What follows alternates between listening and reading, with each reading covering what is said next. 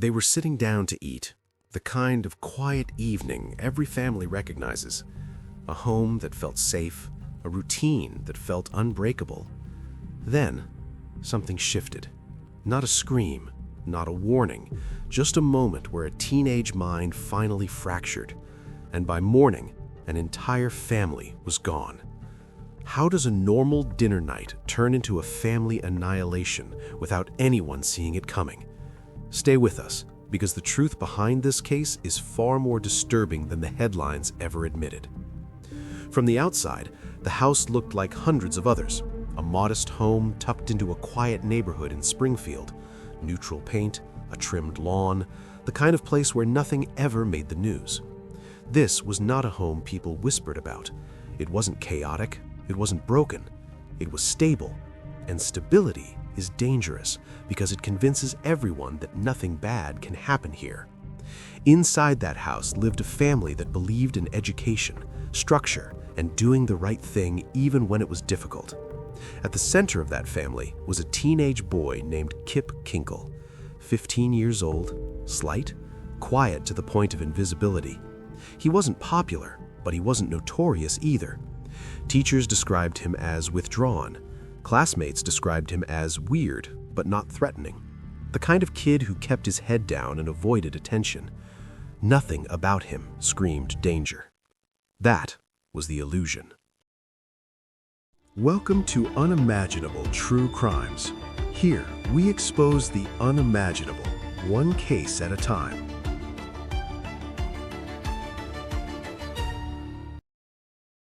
Kip's parents were educators, people who believed deeply in guidance over punishment. His father, Bill Kinkle, was a math teacher, methodical, structured, a man who believed problems had solutions if you worked hard enough to find them. His mother, Faith Kinkle, worked in special education, patient, empathetic. She spent her days helping children with emotional and behavioral challenges find stability. Together, they formed what many saw as the ideal parental team. Strict, but caring. Concerned, but fair. They didn't ignore problems, they confronted them, which makes what happened later so difficult to understand. Because when warning signs appeared, and they did appear, this was not a family that looked away. They just didn't understand what they were really facing. From an early age, Kip struggled socially. He didn't connect easily with other children. He misread cues. He withdrew into himself. While other kids formed friendships, Kip retreated inward. Teachers noticed it. They saw a boy who stared at his desk, who avoided eye contact, who seemed constantly overwhelmed by the world around him. But none of that is uncommon. Plenty of teenagers struggle. Plenty of kids feel isolated. Nothing about Kip's behavior crossed the line into something that demanded immediate alarm. At least not yet. At home, he followed rules. He completed chores. He didn't rebel in obvious ways. But inside his mind, something darker was forming. Thoughts he didn't share, fantasies he couldn't explain, anger that had no clear target. And worst of all, he didn't know how to ask for help. Like many teenagers, Kip became fascinated with firearms. In rural Oregon, guns weren't unusual, they were cultural. Hunting tools, recreational equipment. But Kip's interest wasn't casual, it was intense. He read about weapons obsessively. He fantasized about using them. He imagined scenarios where he felt powerful, in control for the first time. To him, guns weren't just objects, they were answers. Answers to fear, to humiliation, to feeling invisible. His parents noticed the interest, but again, context mattered. They didn't see obsession, they saw curiosity. And in a home built on trust, curiosity wasn't immediately suspect. That trust would later haunt everyone involved. At school, Kip struggled more visibly. He wasn't bullied relentlessly, but he was excluded, ignored, treated as someone to avoid rather than confront. Isolation can be quiet, and quiet isolation is often the most dangerous kind. Teachers observed mood swings, periods of withdrawal, moments where Kip seemed mentally elsewhere. Still, nothing that screamed imminent violence. Until one day, everything changed. Kip brought a gun to school. Not to use it, not to threaten anyone, but the act itself was enough. Enough to shatter the illusion. Enough to expose that something was very wrong. When school officials discovered the gun, authorities were notified. This wasn't a minor incident. It was serious, potentially life-altering. Kip could have been expelled. He could have faced severe legal consequences. Instead, his parents intervened. They didn't deny the severity. They didn't excuse the behavior. They took responsibility. They chose therapy, psychological evaluation, supervision. They believed their son was troubled, not dangerous. And in many ways, that belief aligned with what professionals told them. Kip was diagnosed with serious mental health issues. He was prescribed medication. He was monitored. The family didn't pretend everything was fine. They believed they were doing exactly what responsible parents should do. But here's the terrifying truth about mental collapse. Doing the right thing doesn't always stop the wrong outcome. Inside the Kinkle home, rules tightened. Firearms were removed. Supervision increased. Expectations were reinforced. Dinner conversations were controlled. Schedules were strict. Boundaries were clear. From the outside, the family appeared calm, but inside, tension quietly grew. Kip felt watched, judged, contained. His parents believed structure would stabilize him, but structure can feel like a cage to a mind already spiraling. Instead of relief, Kip felt resentment. Instead of safety, he felt trapped. And instead of communicating that pain, he buried it. The night of the dinner was unremarkable. No shouting, no slammed doors, no dramatic confrontations. Just plates on a table, routine conversation, a family trying to hold itself together. To an outsider, it would have looked boring, safe, predictable. That's what makes it so horrifying, because danger doesn't always announce itself. Sometimes it sits quietly at the table. Sometimes it nods when spoken to. Sometimes it waits. Earlier that day, Kip had been confronted again. Another incident involving a firearm, another breach of trust. His parents were firm, but calm.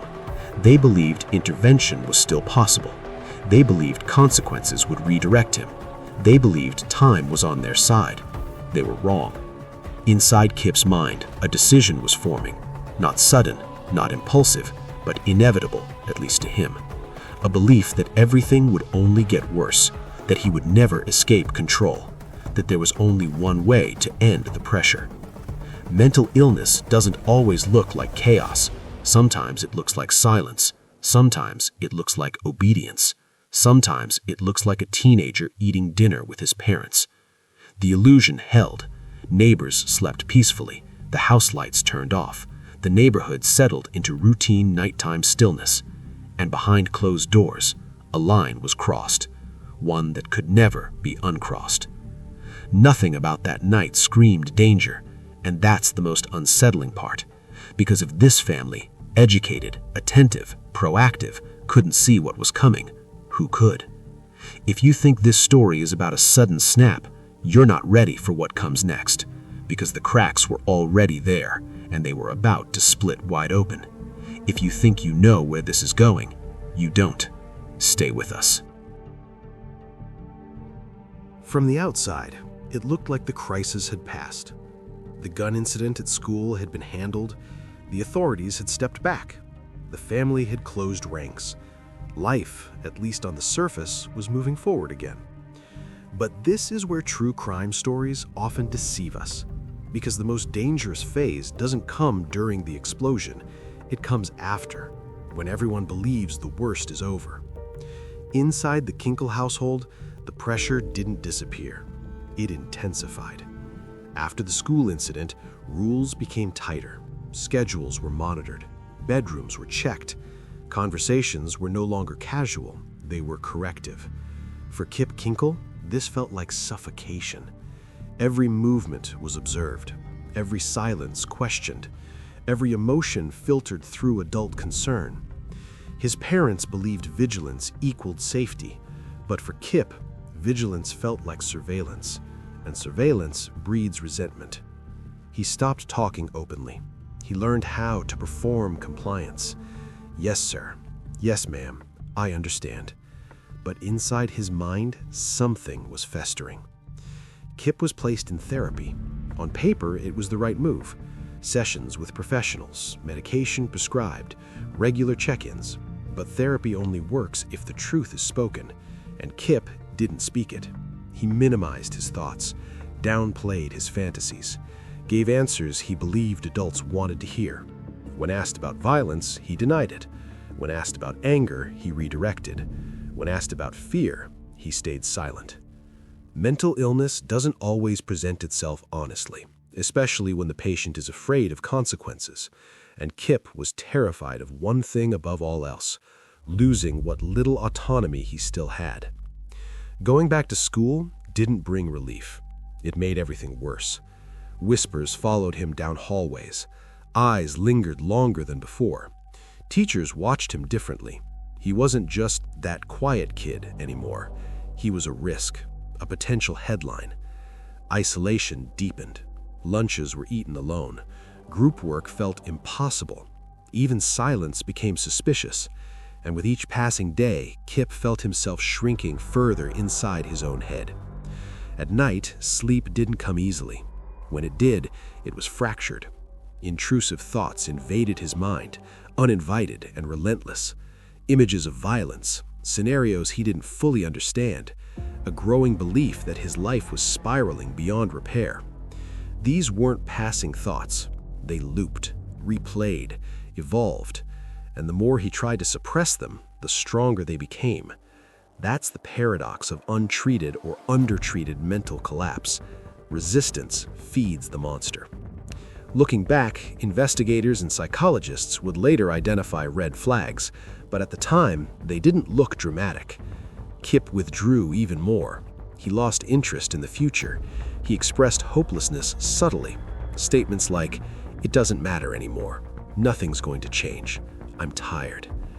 To a trained eye, these are alarms.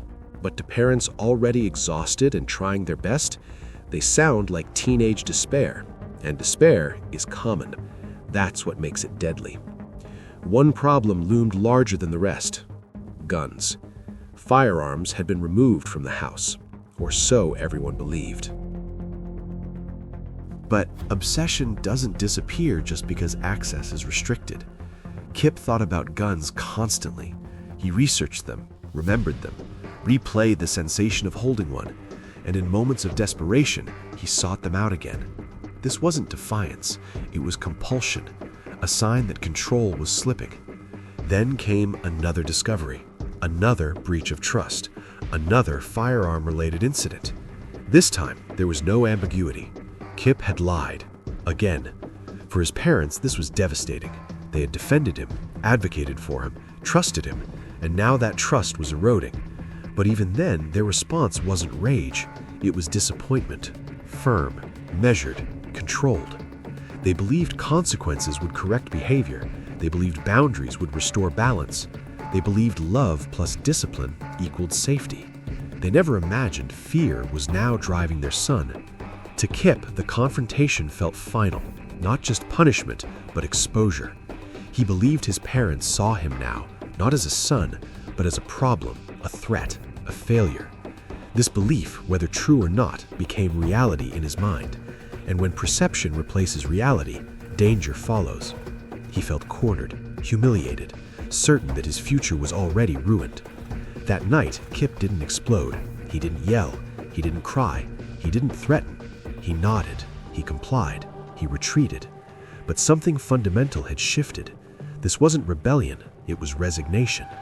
In his mind, the path forward no longer existed.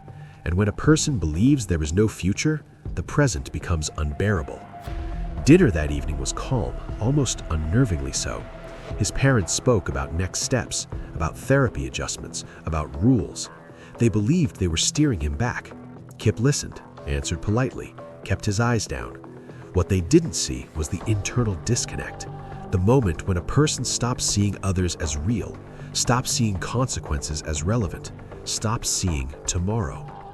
Later analysis would reveal multiple moments where intervention might have helped: more intensive psychiatric care, inpatient treatment, immediate removal from school. But hindsight is cruel. At the time, every decision seemed reasonable, responsible, measured. And that's what makes this case so haunting. No one was reckless. No one was malicious. Everyone thought they were doing the right thing. That night, the house settled into silence. Lights went out, doors closed. Routine reclaimed the space. To anyone watching from outside, nothing was wrong. But inside Kip's mind, a storm had reached full strength. He felt alone, trapped, certain he had reached the end of the road. And when someone believes that, they stop thinking like themselves. They stop thinking like a human being anchored to consequences. They start thinking in absolutes, endings. The cracks were no longer subtle. They had spread beneath the surface, invisible but structural. This wasn't about anger anymore. It was about hopelessness. And hopelessness is the most dangerous emotion of all, because when hope disappears, anything becomes possible. Would you have noticed the warning signs, or would you have believed the worst had already passed? Comment below, because what happens next will force that question into the darkest possible light. There is a moment in every true crime story that feels impossible to return from. A point where choice hardens into action, where thought becomes movement, where imagination crosses into reality. For this case, that moment did not arrive with shouting, or rage, or chaos. It arrived quietly, in the stillness of a suburban house after midnight. The lights were off, the television silent, the neighborhood dark and uneventful. Parents asleep in their room, a teenage son awake in his. This was not unusual. Insomnia had become familiar to him. So had the restless pacing, the racing thoughts. But this night was different. There was no back and forth in his head anymore, no debating, no hesitation. The decision had already been made. And that's what makes this moment so chilling. Because the most dangerous people are not the ones who are emotional. They're the ones who are calm. Later, psychologists would describe his mental state as detached. He was not thinking like a son, not thinking like a child. He was thinking like someone who believed this was the only way out. No future, no alternatives, no second chances, just finality. He did not see his parents as his parents anymore. He saw obstacles. And once that transformation happens, morality collapses. The hallway was dark, familiar, lined with family photos, memories frozen in frames, birthdays, vacations, smiles that meant something once. He walked past them anyway, each step deliberate, controlled. No trembling hands, no visible panic. This wasn't a frenzy, it was execution. The door to his parents' room was closed. Behind it were two people who believed they were helping their son. Two people who had chosen therapy over punishment, care over abandonment, love over fear. They never heard him coming. What happened next unfolded quickly, not with screaming, not with resistance, just silence being broken forever. By the time it was over, both of his parents were dead. The house that once represented safety had become a crime scene. And yet, this was only the beginning. He didn't run. He didn't call for help. He didn't collapse in panic. Instead, he moved through the house methodically, as if following a script only he could see. He stepped around the bodies, avoided looking too closely, detached himself further from reality. There was no dramatic breakdown, just numbness. The kind of numbness that scares investigators the most, because it suggests something far deeper than anger. When morning arrived, the neighborhood woke up as usual. Cars pulled out of driveways, dogs barked, mailboxes waited at the curb. Inside the house, two people lay dead, and their son was getting ready for school. He showered, got dressed, packed a bag. The ordinariness of these actions is almost unbearable, because they show how completely disconnected he had become. He didn't see himself as a murderer. He saw himself as someone moving on to the next step. This is where the story takes its darkest turn. Instead of fleeing the state, instead of hiding, instead of seeking help, he went to school. a place already filled with fear, tension, and whispered suspicion about him. And he didn't go empty-handed. What he carried with him transformed a private family annihilation into a public massacre. Students arrived, backpacks slung over shoulders, laughter in hallways, teachers preparing lessons. No one knew what had happened hours earlier. No one suspected that one of their classmates had just killed his parents. That ignorance would soon be shattered, without warning, without mercy. The sounds were sharp, sudden, unmistakable. Confusion followed immediately. Students froze, some ran, others didn't understand what they were hearing. Fire alarms began to sound. Teachers shouted instructions that barely registered. Chaos replaced routine in seconds. This wasn't a targeted attack. It wasn't personal. It was indiscriminate. And that made it even more terrifying.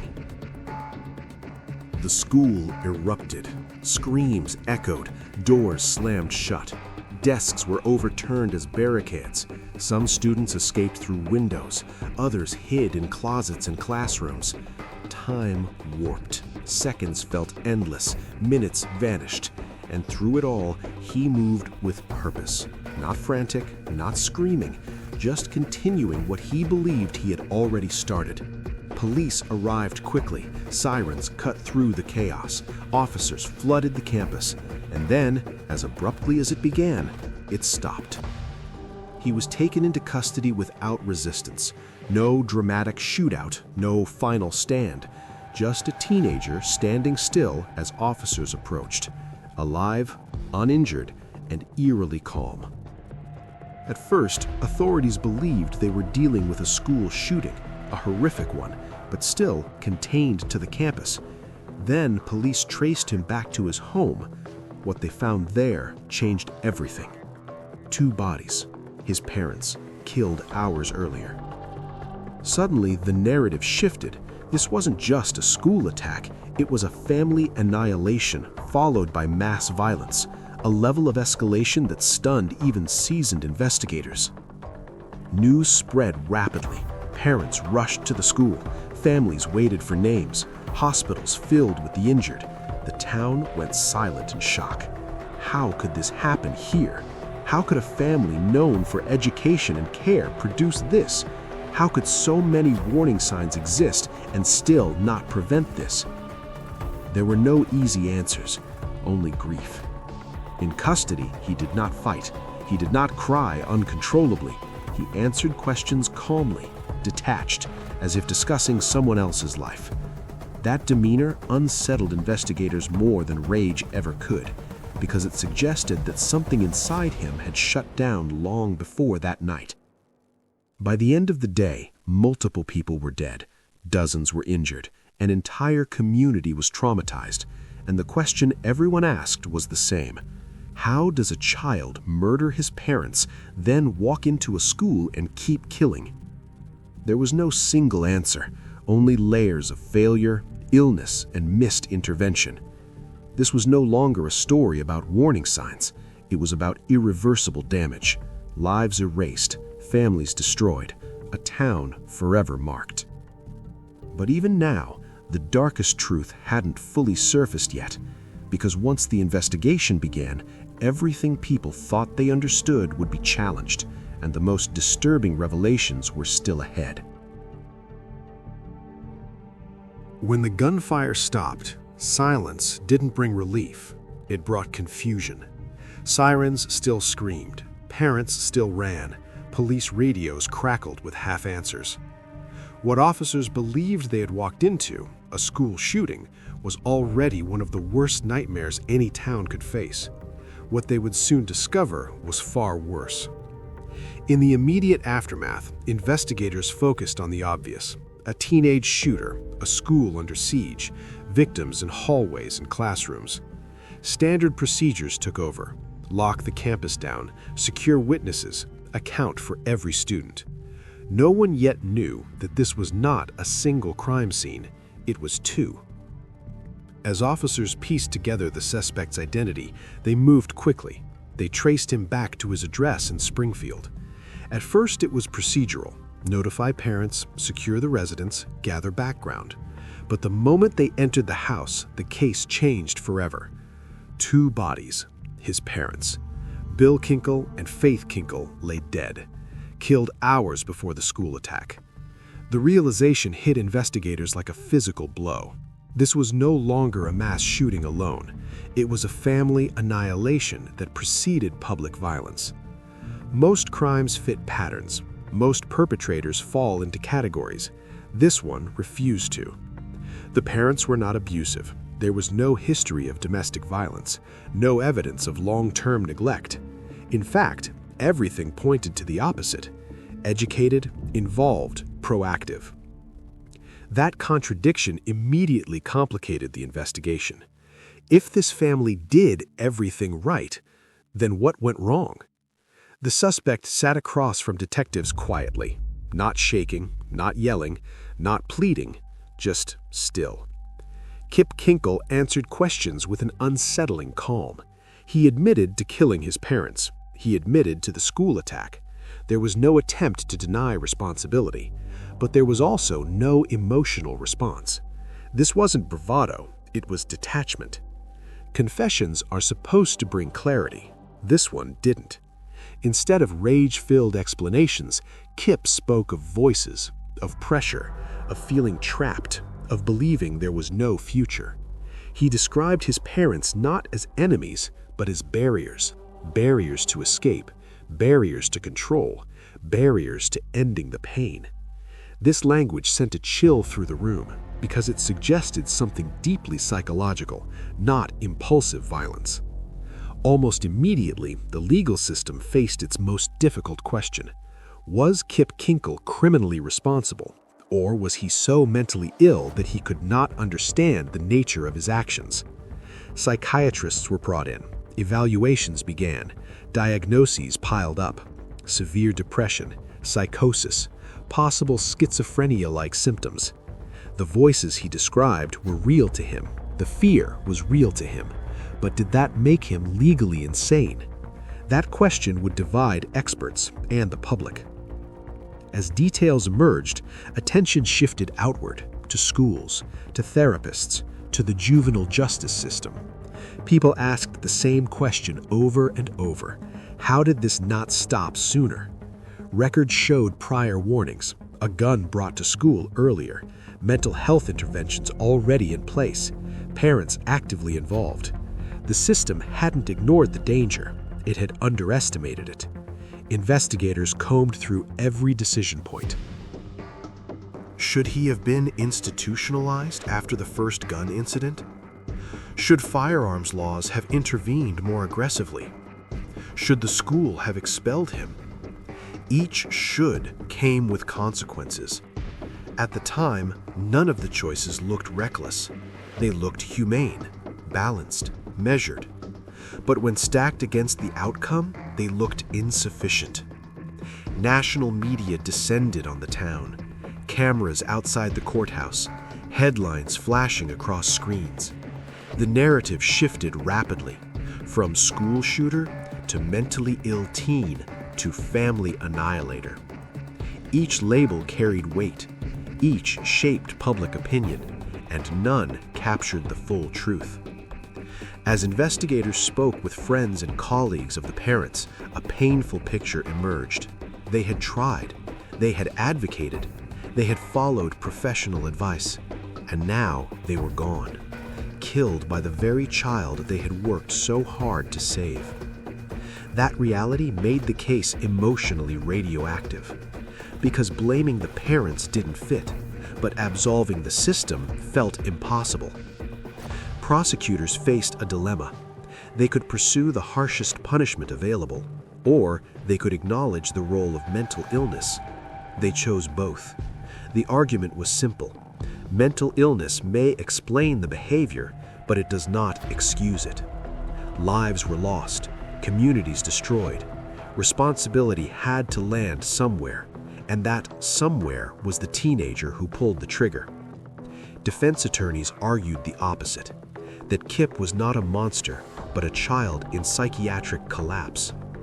that he was failed by a system that recognized danger but underestimated severity, that prison would not undo the damage, and that punishment without treatment would only repeat the cycle. It wasn't a plea for sympathy, it was a plea for understanding. The town fractured emotionally. Some demanded maximum punishment. Others believed incarceration alone ignored the deeper truth. Parents feared their own children. Teachers questioned their instincts. Mental health professionals re-examined protocols. No one walked away unchanged. For many, the deepest wound wasn't the violence, it was the betrayal of expectation, the belief that responsible parenting and early intervention were enough. This case shattered that illusion. It proved that awareness does not equal control, that love does not guarantee safety, and that sometimes, even when every step is taken, the ground still gives way. As the case moved towards sentencing, one truth became unavoidable.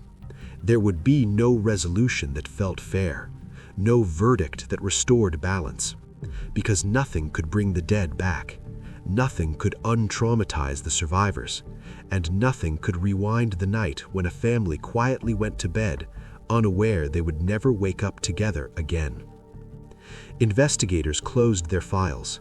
The court prepared its judgment, but the questions refused to settle. Was this justice or containment?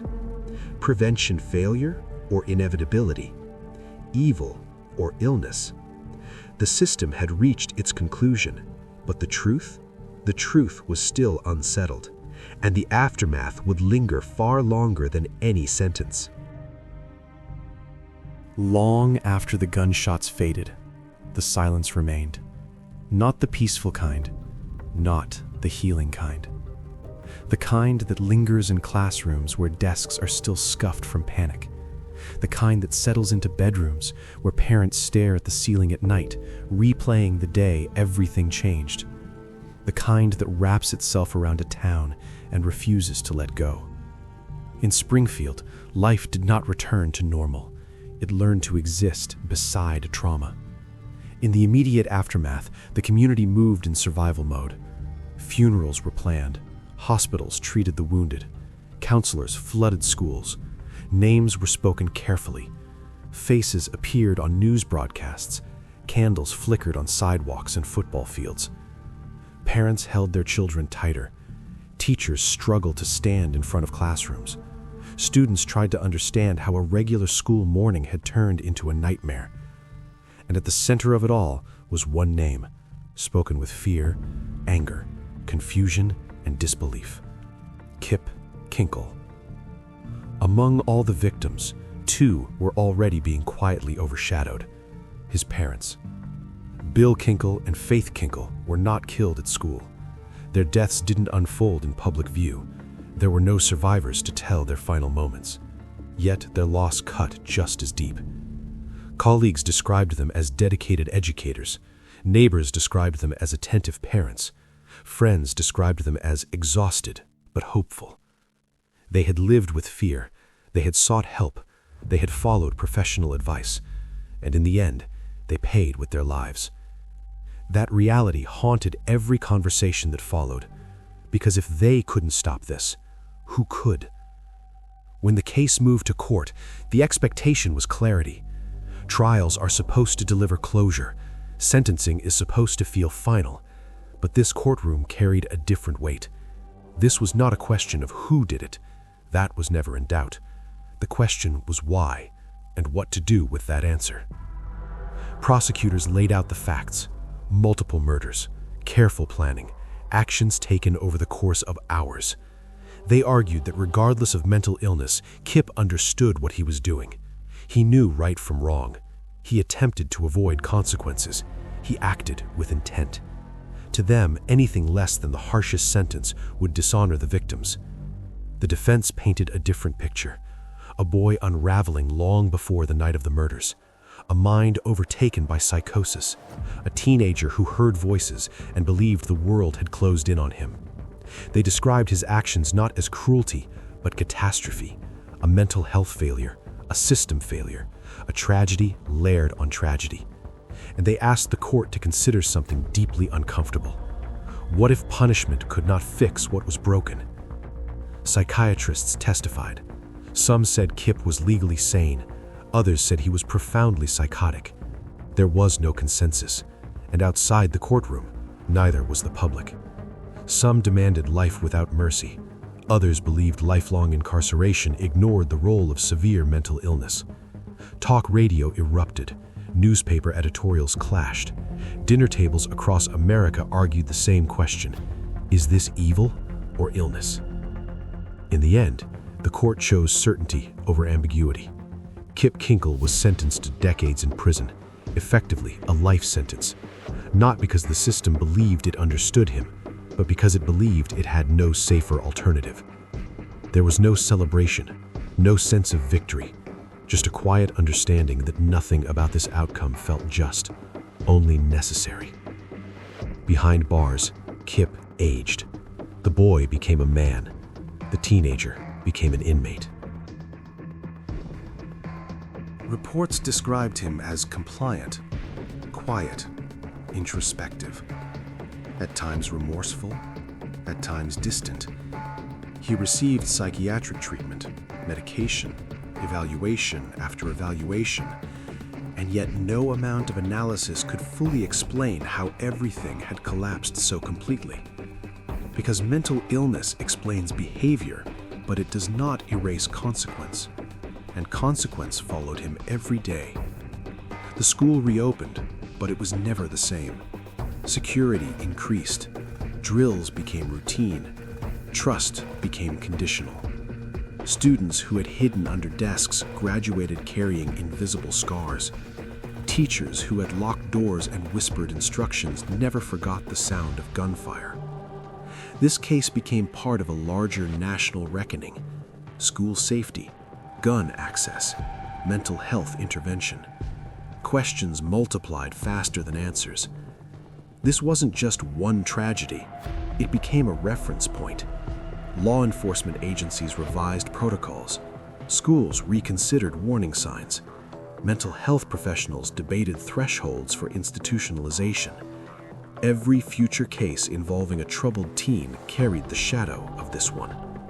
Because everyone wanted to know, what if this happens again?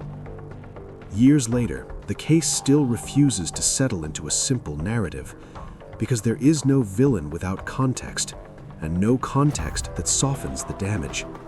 A child can be mentally ill and still cause irreparable harm.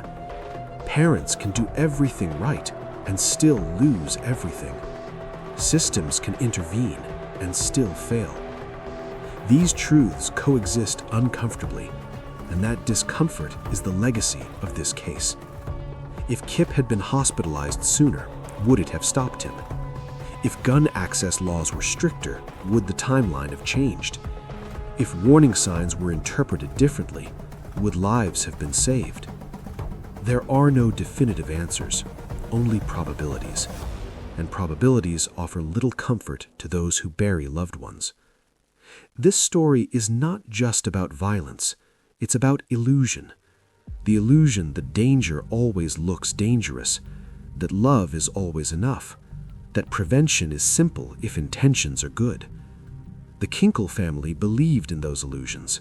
So did their community. And when they shattered, the fallout was devastating. Some crimes end with answers. This one ends with a warning. Because somewhere, right now, there is a family sitting down to dinner, believing everything is under control, believing help is working, believing tomorrow is guaranteed. And if this case teaches us anything, it's this. Sometimes, the most terrifying stories don't begin with chaos, they begin with normalcy. If stories like this matter to you, subscribe to Unimaginable True Crimes, because the next case is even harder to forget.